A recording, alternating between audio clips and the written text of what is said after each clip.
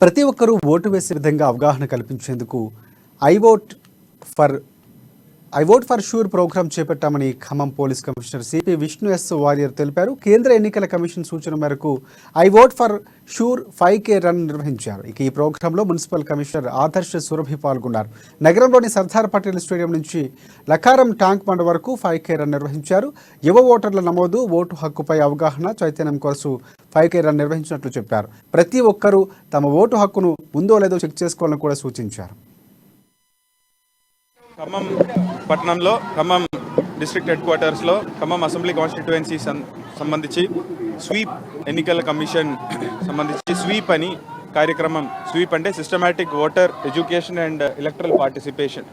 ఇందులో కొత్తగా వచ్చేటటువంటి ఓటర్లు, అట్లాగే ఆల్రెడీ ఉన్నటువంటి అంటే ఎలిజిబుల్ ఏజ్ దాటినటువంటి ఓటర్స్కి ఓటింగ్ హక్కు గురించి అవగాహన కల్పించడానికి ఈరోజు 5K రన్ ఖమ్మం నియోజకవర్గం